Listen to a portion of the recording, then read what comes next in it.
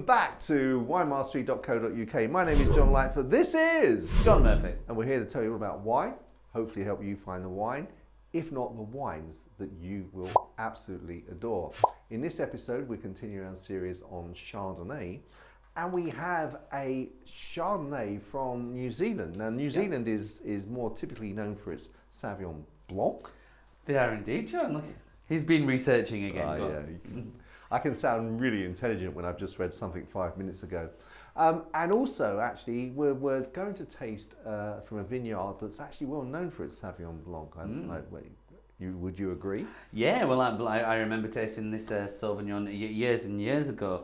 I remember being it was a local Tesco, and they saw this on the shelf. It's called Oyster Bay, and I thought, oh, that's a real play on words. That for Cloudy Bay. I thought. And it was about, I think it was £6.50 when I first saw it, and I thought, I'm going to take that, I'm going to have a go of it and see what happens.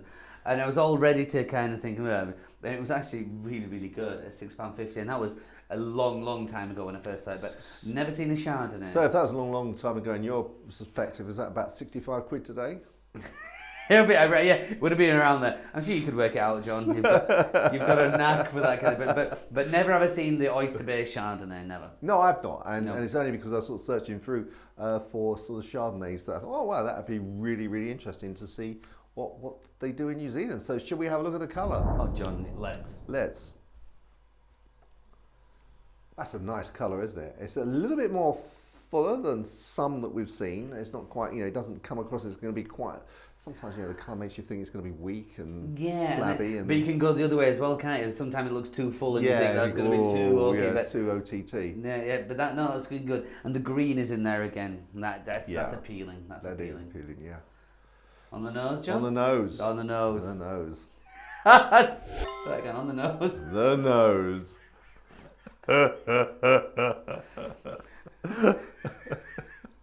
On the nose. Oh. What? Did you miss your nose? No, I didn't. I got it. I was just... That smells lovely. That does smell lovely. Because I know it's Chardonnay, I can actually I can recognise it's Chardonnay. I'm not sure if I was blind still smelling this, I would necessarily recognise it. Oh, I think I would. Right. I would. Because there's a creaminess there. That butteriness. Oh yeah. And there's the oak, the wood's in there. The oak is in there. Would you say that? I could quickly put that in there. But then there's a little, right on the end, it's almost like a vanilla. There's a little vanilla. Oh, yeah. Vanilla That's deliciousness. what it is. Yeah, I was trying to work out what that other component was. Yeah. It's almost like a... Thank you for that. You're welcome, John. This is what I'm here for. The curtains were drawn all of a sudden. Are you really looking forward to tasting this? I am. But I'm always, there's a bit of trepidation there, isn't there? Because sometimes they smell delicious and sometimes you don't know whether it's going to be good. I think, especially when they smell really good, you think, oh goodness, I hope this doesn't let me down when I taste it. It smells like a custard cream tart. I just thought I'd put it in there. I like tarts. I don't doubt it. So.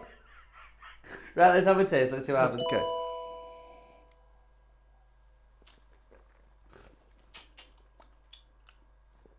That's very, very, very nice. Did not disappoint. Not disappoint. No. Oh. And the taste is still there. Some Chardonnays that we've tried, they've been a little bit short on the length. Yep, short on the length.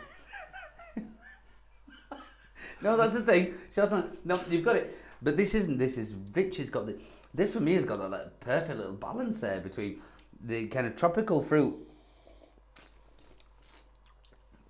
Oh, that lushness, richness.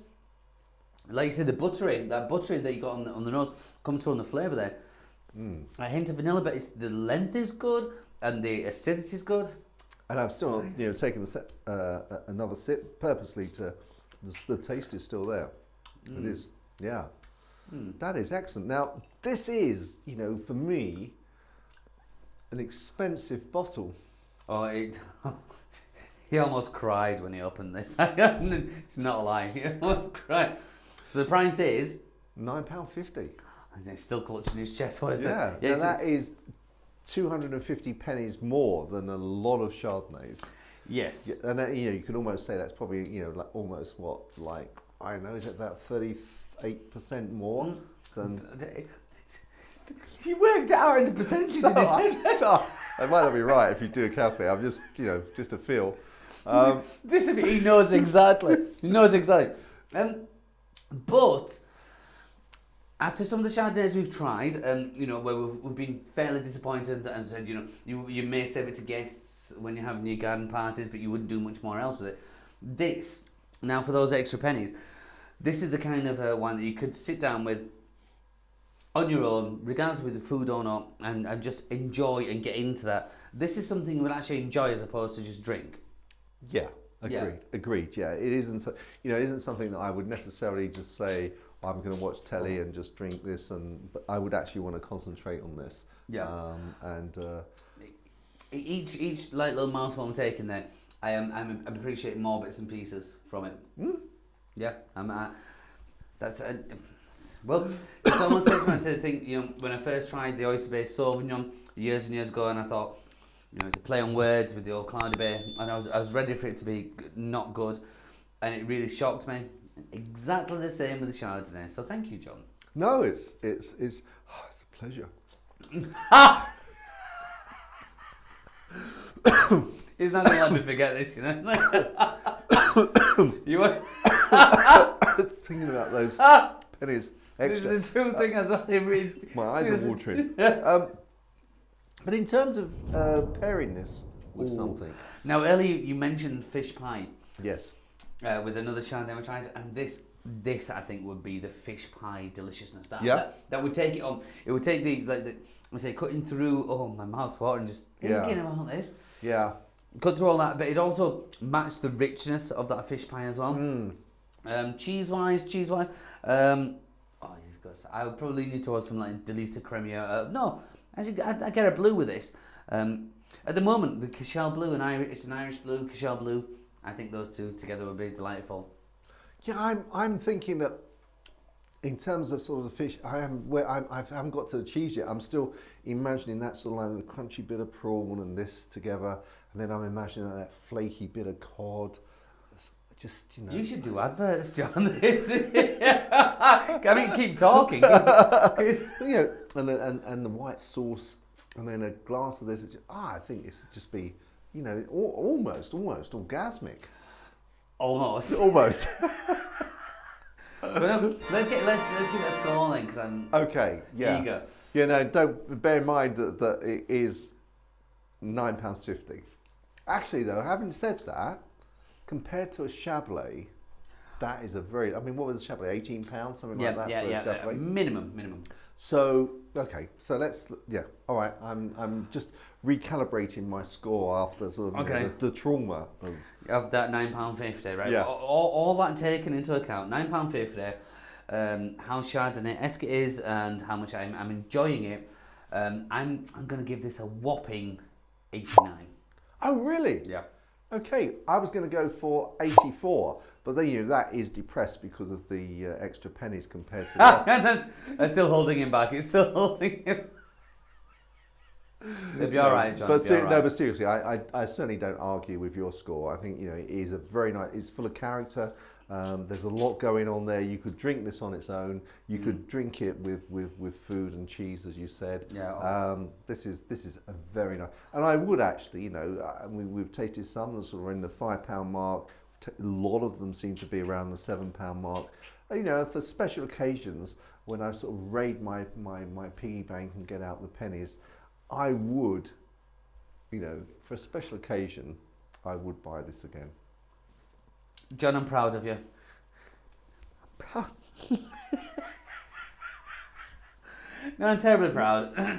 Well, it deserves it. It does deserve it. So would you buy it again? Oh, every day of the week. Every day. Yeah. What, £9? You buy every seven a week? Well, every day of the week. But yeah, I would definitely get this again. You wouldn't hesitate with getting another No, not at all. Even £9.50, which isn't horrific. I know John is a bit... No, it's not. In terms of wines, it's funny, isn't it? Because a And I really don't quite understand. I think this is a mindset that if a red wine was £15, I think, oh, okay, it's obviously something, you know, special, therefore is worth £15. But the white wine, I don't give the same accreditation to. That's probably very unfair. Yeah, I mean, yeah, that is a bit unfair, John. It is, yeah. You need to up your game there. I do, sorry. You don't have to apologise to me. No, I wasn't. Apologising to you. Was it?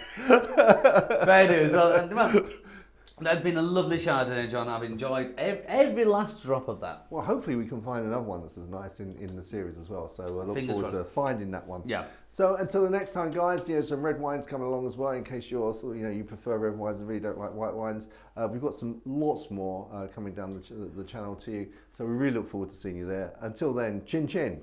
Chin chin.